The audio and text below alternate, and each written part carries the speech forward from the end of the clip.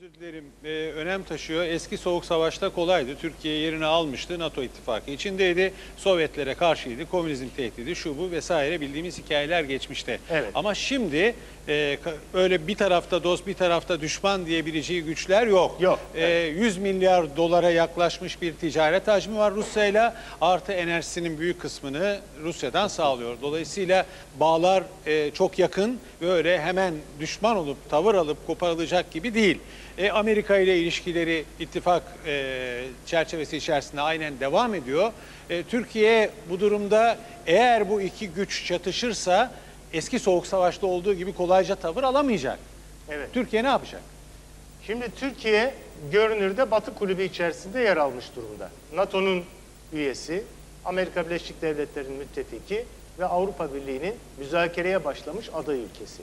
Dolayısıyla Türkiye safını belirlemiş. Ama safını belirlerken göz ardı edemeyeceği gerçeklerle de yüz yüze gelmiş. Ve biraz önce ifade ettiğiniz Rusya gerçeği. O bakımdan Türkiye'nin bu kutuplaşma içerisinde, Batı kulübü içerisinde yer almasına rağmen bütün gücüyle ve eforuyla ve bütün milli güç unsurlarıyla Batı tarafında yer alması söz konusu değil bundan sonra. Mutlaka dengeyi sağlaması ve denge politikasını gözetmesi gerekiyor. Hatta bu denge politikası içerisinde Kafkasya son derece önemli, işte devamlı görüşüyoruz. Kafkasya üzerinden Orta Asya'ya açılma konusu önemli ve hatta Şangay İşbirliği Örgütü ile bir şekilde bir iletişim içerisine girmek de önemli ve Türkiye'nin bu dengeleri sağlama mecburiyeti ortaya çıkıyor. Evet. Ve hatta müsaade ederseniz Türkiye açısından şu konunun da ne olması gerektiği konusuna bir değinmek istiyorum. Burada tabii çeşitli etnik kökene tabi kişiler var. Tabii ki duygusal olarak bir takım hususları dile getirdiler ve hatta bir noktada da çatışma içerisine girdiler. Ama anayasal tanımı ile Türkiye Cumhuriyeti Devleti'ne vatandaşlık bağıyla bağlı bir Türk olarak da Türkiye Cumhuriyeti'nin menfaatlerini düşünmek mecburiyetinde olduğumuzu burada bir kere daha ifade etmek isterim. Türkiye Cumhuriyeti Devleti'nin menfaati nerededir diye baktığımızda, Gürcistan açısından baktığımızda Türkiye Cumhuriyeti'nin menfaati istikrarlı bir Gürcistan'dan geçer. Gürcistan Türkiye için son derece önemli. Ticaretimiz var. Rusya ile ticaretimiz buranın üzerinden. Azerbaycan'la olan iletişimimiz buradan yapılıyor. Ermenistan'la olan dolaylı ticaretimiz yine Gürcistan üzerinden yapılıyor. Bakü, Tiflis, Ceyhan boru hattı burada, gaz hattı burada, demiryolu hattı geliyor. Karadeniz'in güvenliği açısından önemli bir ülke. Demek ki Gürcistan'ın istikrarlı olması ve Rusya ile de Türkiye arasında tampon bir ülke durumunda bulunması istikrarlı Gürcistan'ın Türkiye'nin menfaati olmasını gerektiriyor.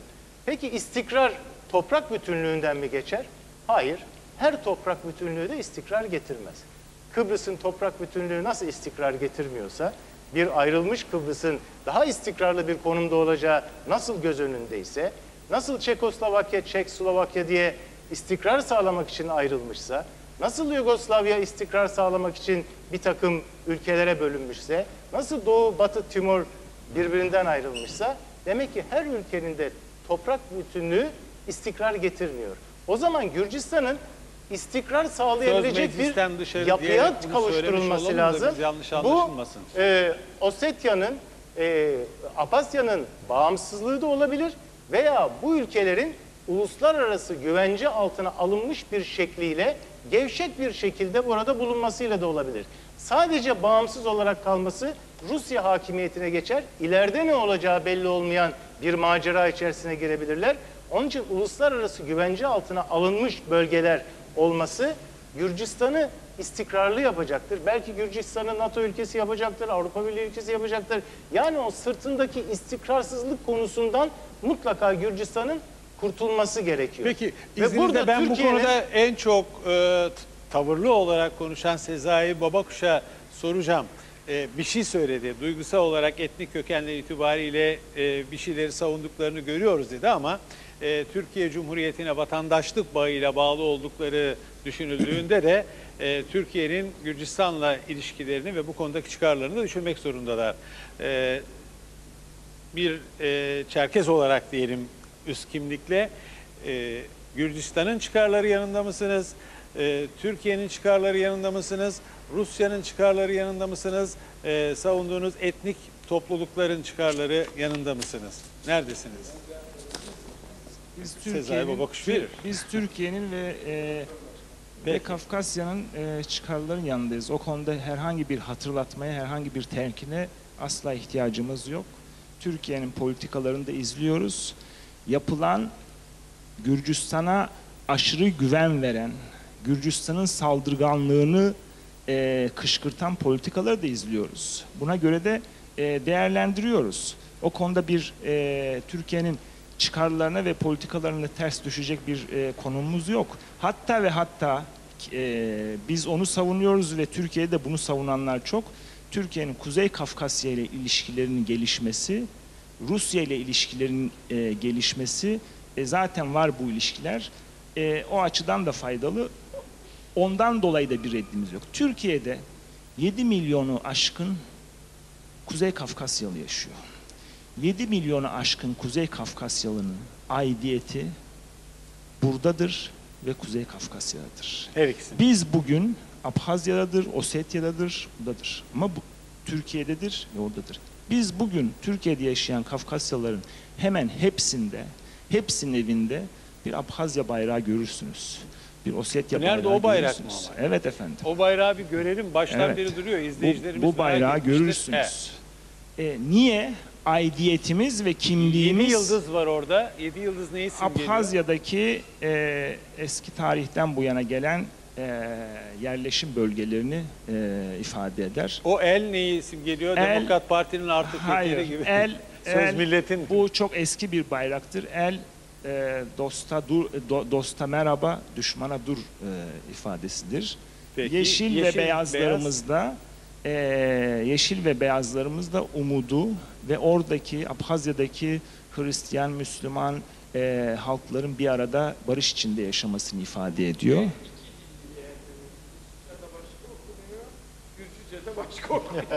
Onu bilemiyoruz. Onu Ama yine de ben Armağan Kuloğlu'nun Türkiye'deki Kuzey Kafkasya toplumuna bir çağrı aslında yaptı. Madem ki Türkiye'nin çıkarlarını da gözetiyorsunuz, Gürcistan'a da bu kadar yüklenmeyin demeye getiriyor aslında, öyle mi? Şimdi Gürcistan'ın toprak bütünlüğünü koruyacağım diye ortaya çıkmak, evet, şimdi şu anda durumu dondurduğumuzu kabul edelim. Evet. O bölgeler bu şekliyle kaldığı müddetçe Gürcistan istikrara kavuşmayacaktır. Yani ileride tekrar istikrarsız bir Gürcistan karşımıza çıkacaktır. Bu bizim Onun için umurumuzda değil mi mutlaka bu diyorsunuz? konunun halledilmesi lazım.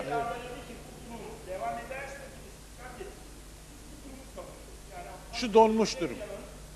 Pardon, mikrofon gidince hep mikrofonu kaptırıyorsunuz. Sayın Elekdağ'ın beyefendi. tezini ben destekliyorum. Bu durum, bu donmuş şu anki durum devam ederse bir istikrar sağlar demişti. Bunu destekliyoruz. Türkiye'nin de bunun desteklemesini öngörmüştü. Buna da katılıyorum. Yani Abhazya ve Osetya'nın bağımsızlığı ve Gürcistan'ın kalan kısmında kendi iddiasını ve toprak bütünlüğünü ve Gürcistan'ın kendi onun dışında iç barışını da refahını da sağlayacağı bir şey. Kalan kısmında. Kalan kısmı. Çünkü Sadece kalan Sayın Kırca Abhazların çok geleneksel bir sabah duası vardır. Bunu söylemek istiyorum size. Zaten sabaha da yaklaştığımıza göre Derler rahat ki rahat söyleyebilirsiniz. Tanrı bütün halkları özgür, mutlu ve müreffeh kılsın. Abhazları da unutmasın der. Biz Gürcü halkına barışı, özgürlüğü, refahı ve mutluluğu diliyoruz. Diliyorsunuz. Onlar da aynı şeyi bize dilesinler. El sıkışalım, bitirelim Peki, bu işi. Tamam, güzel. Teşekkür ediyoruz. Hayır, şöyle, gerçekten programı bitirmek zorundayız. Saat olarak söylüyorum bunu. Meselenin... Peki, ben sözcülerinizden bir sözcü seçin ama. Hanımefendiyi, tamam. Buyurun. Oradan da pardon, bir saniye.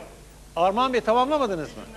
Buyurun tamamlayın lütfen. Yani Abhazya Tamamlayın, ve bitirin hemen. Osetya'nın bağımsızlığı söz konusu olabilir. Buna bir itiraz yok ve kalan Gürcistan daha istikrarlı olabilir. Önemlidir bu. Ama bu bağımsızlıkların mutlaka garanti altına alınması, uluslararası güvence altına alınması lazım. Alınmadığı takdirde yine bu durumlar ortaya çıkabilir. Ve bu bağımsızlık Yani konusu Rusya'ya söz konusu bağımlı bir bağımsızlık değil, olmasın. gerçek bir Ve bağımsızlık bu olsun konusu diyorsunuz. gündeme geldiği zaman Halit Kakınç'ın söylediği ondan gibi bu bağımlı konuya bağımsızlık. son derece hak etmiş olan Kuzey Kıbrıs Türk Cumhuriyeti'nin bağımsızlığı konusunun da dile getirilmesi lazım. Anladım. Ama Peki. onun dile getirilirken devlet politikasının da mutlaka tam belirgin ve arkasında durması, Kuzey Kıbrıs Türk Cumhuriyeti'nde buna inanması gerekir. Peki. Dostacı söyler, şöyle bir şey var. Bu iki bölgeyle zaten Osetya'nın durumu farklı. Yani girip kaşımamak lazım fazla. Ama bu iki bölgeyle Türkiye'nin ilişkilerinin doğrudan olması olsa ticari bir takım ilişkiler planında ve bir iki rota taşıma rotası bağlamında Peki. olabilir. Onun dışında Rusya üstünden gidecektir bu ilişkiler. Bunun başka türlüsü çok Peki. mümkün Bir değil. cümlede Ahat Bey. Da çok iyi niyetli değerlendirmeler yapılıyor. Gürcistan'ın kalan bölümü eğer Avrupa sistemiyle entegre olmaz ise, şu haliyle kalır ise, iki bölgenin bağımsızlığına kavuşması durumunda Gürcistan'ın içerisinde Cevaheti bölgesinin ve Acara Başka bölgesinin bölgeler de var bağımsızlık, sırada. evet, bunların da bağımsızlık arayışları vardır. Ermeniler, işte Cevaheti bölgesi Ermenilerin bulunduğu, yoğun olarak yaşadığı bölge. Yani Gürcistan'da merkezkaç kuvvetleri öylesine güçlenir ki eğer, söylediğim gibi Avrupa sistematiğine entegre olmaz ise kalan bölge, sonuçta Gürcistan diye bir şey Kalmaz. kimse diyorsunuz. beklemesin. Bir şey söyleyeyim. Türkler, Türkiye Cumhuriyeti değil ama Türkler birkaç kere bu denge politikasını oynamışlardır. Biz tarihimizde çok o durumda kaldık. Bir tanesi Maveraün Nehir'dedir. Çin'le Arap İslam İmparatorluğu arasında. Uzunca bir zaman denge politikası uygulamışlardır ama sonunda taraflardan bir tanesi ağır basmıştır. Sonu tarihin yazdığı şekilde gelmiştir. İkinci Dünya Savaşı'nın esnasında denge politikası oynanmıştır. Ancak sonunda gene taraflardan bir tanesi, yani Rusya, fazlasıyla saldırgan olmaya başladığında ister istemez taraf seçmek durumunda kalmıştır. Bu Kafkaslardaki durum da bu şekilde donuk sonsuza Kalamaz. kadar kalmayacaktır. Onun için Türkiye tavrını Türkiye netleştirmek zorundadır. bir taraf seçmek durumunda. Dolayısıyla Taraf o tarafı seçmek durumundadır. bir taraf seçmek durumunda kalacak Türkiye burada. Peki o zaman taraf seçmek kararını Onun- verecek onun olan hazırlığını parlamentonun yapmak lazım. sözcüsü son olarak o sözü söylesin de. Sayın Başbakan'ın geçen de zannediyorum Milliyet Gazetesi'nde Fikret Bilal ile yaptığı röportajda çok çarpıcı bir cümlesi vardı. Türkiye, Amerika ve Rusya'nın arasında bir taraf seçmek durumunda olamaz demişti. Çünkü Türkiye'nin bölgede tarihi bir bağı vardır, kültürel bağları vardır ve aynı zamanda Çıkarları var. Türkiye'nin çıkarları vardır. Şimdi bu nedenle Türkiye'nin bugünkü çıkarı bölgedeki istikrarın ve işbirliğinin sağlanmasıdır. Ya da Ve- Sayın Elektrağ'ın deyimiyle şu donmuş durumu muhafazasındadır. Şimdi sürekli Türkiye olmaz. Türkiye hiçbir zaman böyle durumlarda, zaten bu durumlarda kalan hiçbir devlet ve hiçbir millet hiçbir zaman Tarafsız kendi kalamaz. isteğiyle taraf seçmemiştir. Taraflardan biri Mecbur ağır Şimdi- basar, mecbur kalırsın. Şimdi önümüzdeki günlerde, yıllarda gelişmeler neyi gösterir onu bilemem. Ama şu aşamada Türkiye bu problemleri çözecek mekanizmaları kurmaya Evet. kurulmasına katkıda bulunmak zorundadır. İşbirliklerinin artmasını sağlamak zorundadır. Türkiye'nin bugünkü çıkarı buradadır. Ama önümüzdeki günlerde, önümüzdeki dönemlerde farklı gelişmeler olur. Farklı bir takım olaylar cereyan eder. Ondan sonra Türkiye tavrını alır almaz o günkü siyasetçilerin vereceği karardır. Tıpkı 2. Dünya Savaşı'nda olduğu gibi. Ama bugün Türkiye'nin izlediği yol bence doğrudur. Bir taraf tutmak, aslında ben size bir şey söyleyeyim. Türkiye'nin bir taraf tutması bir dünya savaşına kadar yol açabilecek sonuçları ortaya çıkartabilir.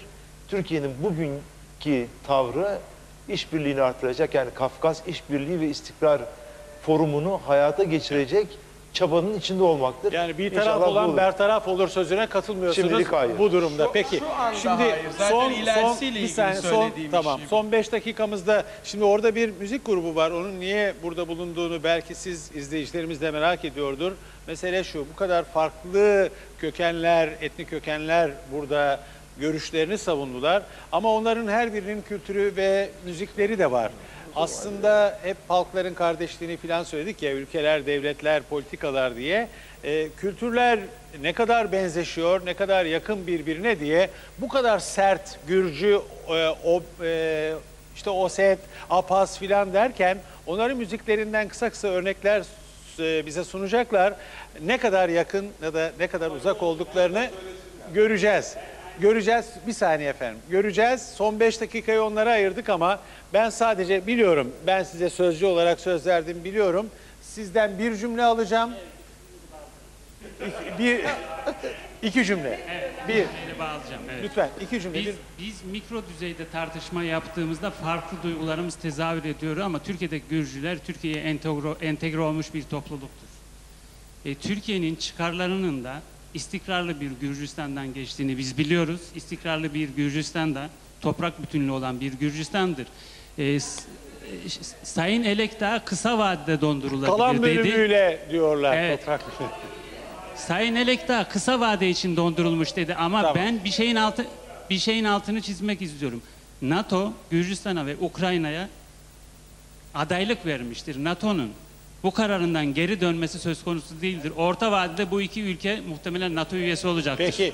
Sayın Kambolat Asam'dan pek konuşamadı ama bitirdiğimiz için lütfen sadece Türkiye gerçekten taraf olup olmamak konusunda onu söylerseniz gerçekten özür dileyerek o 2 cümleyi sizden alacağım. Sayın Çiloğlu'nun yanına oturunca pek konuşmaya fırsat kalmadı. Şimdi acaba Türkiye'nin Kafkasya politikası var mı yok mu onu tartışmamız gerekiyordu. Çünkü gördüğümüz kadarıyla bu savaşta bu politikanın aslında olmadığını da gördük. Örneğin Türkiye Büyük Millet Meclisi Dış İlişkiler Komisyonu bu savaş sırasında kaç kere acil olarak toplandı? Kaç kere? Bilmiyorum. Şöyle 1 Ekim'e kadar kapalı şu anda meclis ama Almanya'ya baktığımız zaman Almanya'nın Dış İlişkiler Komisyonu'nun 3 kere acil olarak toplandığını görüyoruz. Muhalefet partisiyle birlikte, iktidar partisiyle birlikte. Muhalefet partilerine bakalım Türkiye'de, daha doğrusu siyasi partilerin hepsine bakalım, web sitelerine bakalım. Bu savaşın hiçbir şekilde yansımasını görmüyoruz. Ne CHP'de, ne MHP'de, ne AK Parti'de. Aslında bu savaşın Türkiye'nin gündeminde yalnızca medyada olduğunu görmekteyiz. Siyasi olarak, siyasi partilerde bu savaş maalesef yoktu. Sayın Başbakan'ın Azerbaycan'a, Moskova'ya, Tbilis'e yaptığı seyahatler, Dışişleri Bakanlarının Türkiye'ye gelmeleri, bu Kafkas İşbirliği ve İstikrar Forumu ile ilgili çalışmalar, bunların hiçbirisi yapılmadı mı? Ama o istikrar Şimdi- bahsetmiyorum. Hayır, o ayrı bir konu. Siz eleştirirsiniz, şey yaparsınız ama bunların hiçbirisi yapılmadı mı? Onu bırakın, onu ben Olur mu açmadım, öyle siz şey? açıyorsunuz. O Kafkas istikrar... Ya bugün yarın hemen sonuç mu olacak? Hükümet olarak demiyorum, ben siyasi partiler bazında diyorum. Yani hükümet dediğiniz AK Parti. Evet, siyasi partiler bazında diyorum. Ama hükümet dediğiniz AK Parti. Evet, siyasi partiler bazında diyorum. Siyasi partilerin bugün web sitesine giriniz, bakınız. Herhangi bir siyasi partinin web sitesinde bu konuyla ilgili uzun bir açıklama, bir rapora rastlamıyoruz. Yani siyaset Yani duyarsız kaldı bir bu konuya duyarsızlık diyorsunuz. var.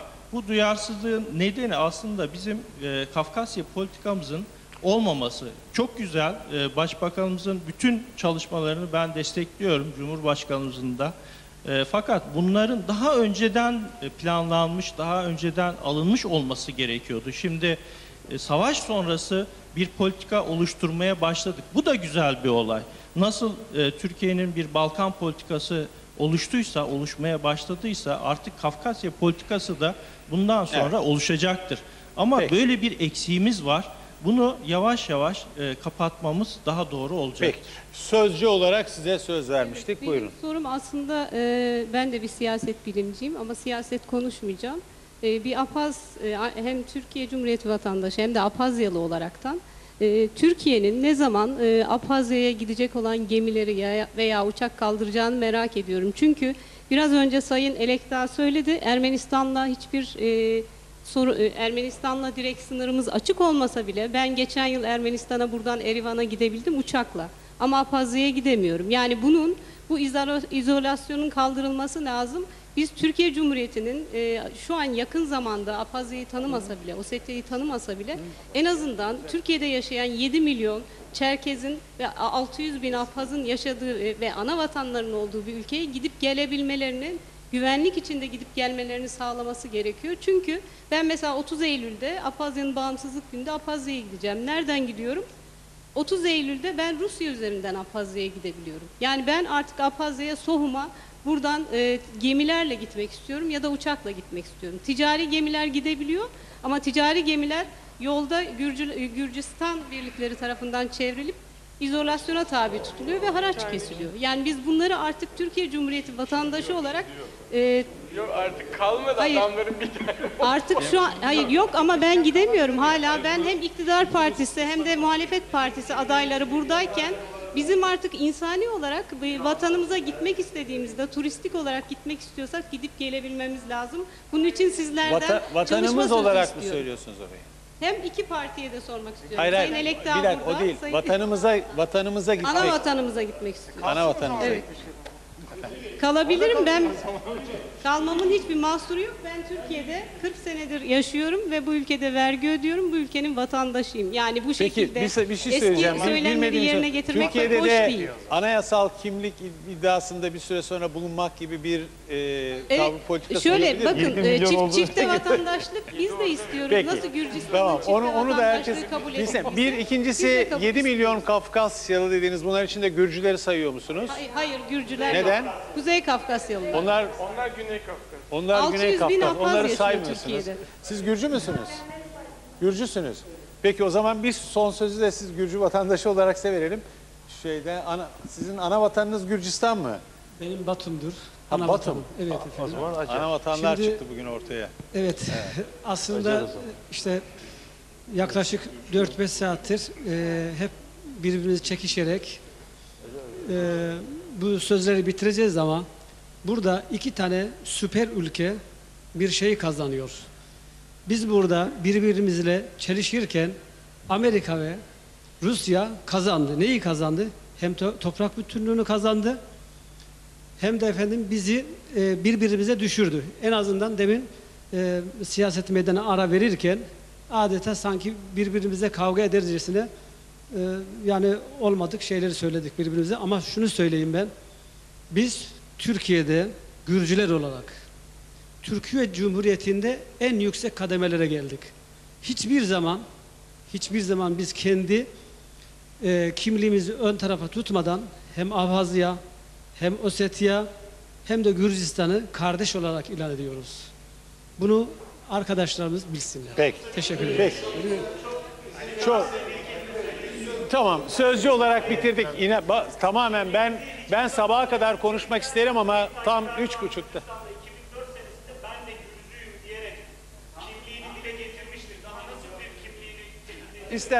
İsterseniz yok, bitmez. Şimdi ben oradaki sanatçı arkadaşlarımızdan önce rica edeyim, kim ne söyleyecek, hangi topluluğa ait müziğiniz, hemen söyleyin ve başlayın.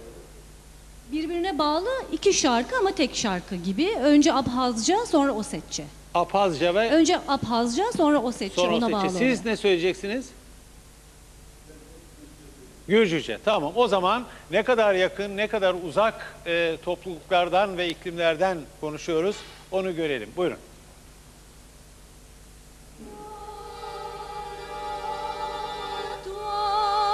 Sarada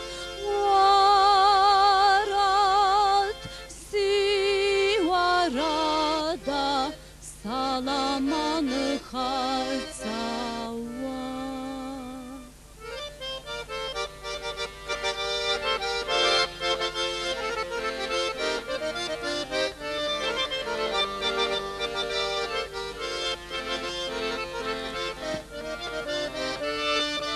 Ашижим танцей шадыр шизаши бжан сазай шаяс والسلامة خاتسوا شاكت تبسس حكا الزوحان خاطرك رزلي يا بمقلا السلامة خاتسوا وراد وسرادا وراسي ورادا السلامة خاتسوا وراد وسرادا وراسي ورادا salaman khatsawa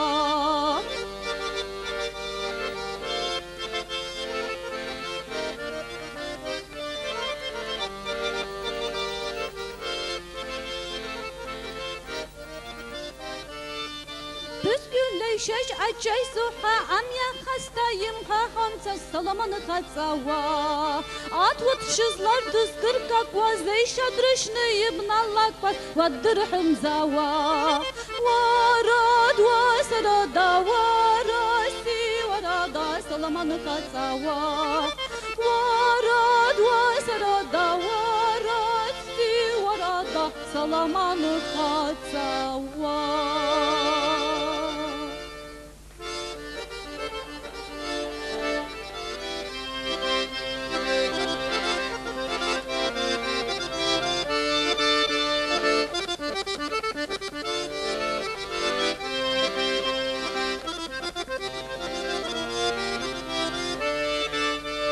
Tarkadı balaş kadınla komu hey Kukoma vatta kadı karonma hey Nanayı buz şırs karınla komu hey Kukoma vatta kadı karonma hey Nanayı buz şırs karınla komu hey Kukoma vatta kadı karonma hey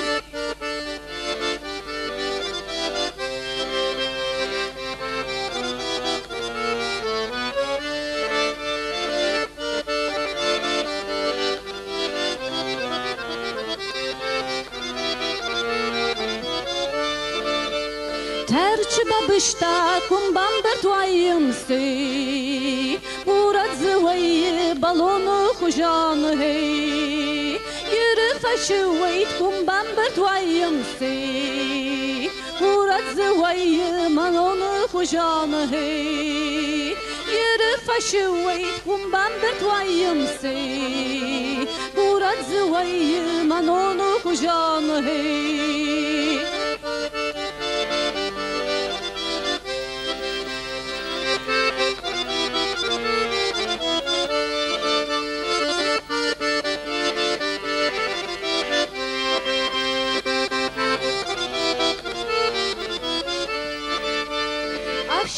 Aşta o kadır gaga hey Öpüne sukey yakadılava hey Manama varjon mavudu gaga hey Öpüne sukey majardılava hey Manama varjon mavudu gaga hey Öpüne sukey majardılava hey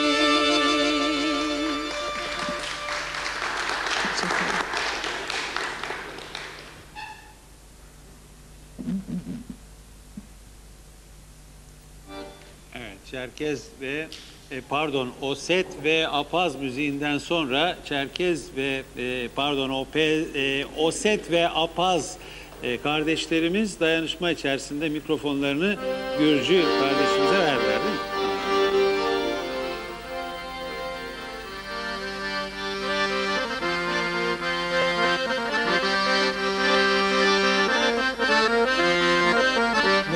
Yaşı davdı biya karidam çeni yağıya Nali yaşı davdı biya karidam çeni yağıya Çemi gulişen tam darça mitkhar gogovşen rakıya Çemi gulişen tam darça mitkhar gogovşen rakıya Kasam arglim konda kana ver visam emek olsama Kasam arglim konda kana ver visam emek olsama Cavrinu gaktar çeskana moy visam otkanda gana Cavrinu gaktar çeskana moy visam otkanda gana Bak çaşımak çançuri oynanayda Cilvel oynanayda Konsal asliya oynanayda Cilvel oynanayda Meis gogolar minda oynanayda Cilvel oynanayda Ukzeda prançuliya oynanayda Cilvel oynanayda Nayda nayda nanayda oynanayda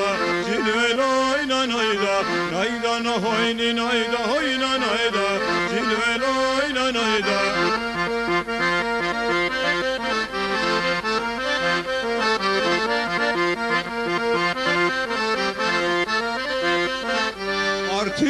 halk zidam oynan ayda cilvel oynan ayda Sitelman kanat mival oynan ayda cilvel oynan ayda Aritir olamaz can oynan ayda cilvel oynan ayda Zavalda ismen muval oynan ayda cilvel oynan ayda Naydan hoynin ayda oynan ayda cilvel oynan ayda Naydan hoynin ayda oynan ayda cilvel oynan ayda.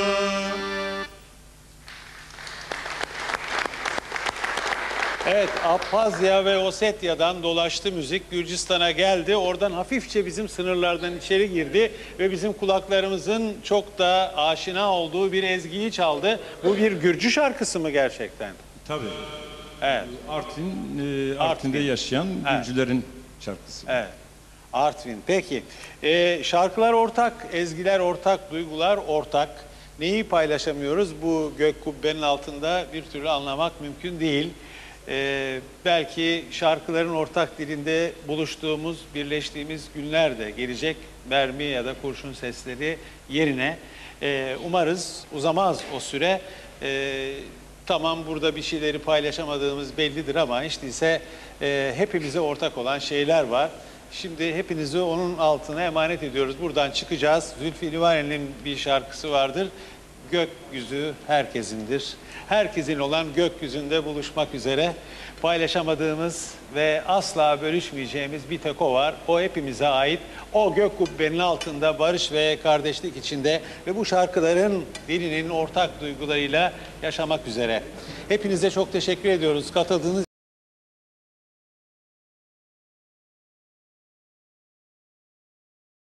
özür dilerim, önem taşıyor. Eski Soğuk Savaş'ta kolaydı. Türkiye yerini almıştı. NATO ittifakı içindeydi. Sovyetlere karşıydı. Komünizm tehdidi, şu bu vesaire bildiğimiz hikayeler geçmişte. Evet. Ama şimdi öyle bir tarafta dost bir tarafta düşman diyebileceği güçler yok. Yok. 100 milyar dolara yaklaşmış bir ticaret hacmi var Rusya'yla. Artı enerjisinin büyük kısmını Rusya'dan sağlıyor. Dolayısıyla bağlar çok yakın ve öyle hemen düşman olup tavır alıp koparılacak gibi değil. Amerika ile ilişkileri ittifak çerçevesi içerisinde aynen devam ediyor. Türkiye bu durumda eğer bu iki güç çatışırsa eski Soğuk Savaş'ta olduğu gibi kolayca tavır alamayacak. Evet. Türkiye ne yapacak? Şimdi Türkiye görünürde Batı kulübü içerisinde yer almış durumda. NATO'nun üyesi, Amerika Birleşik Devletleri'nin müttefiki ve Avrupa Birliği'nin müzakereye başlamış aday ülkesi. Dolayısıyla Türkiye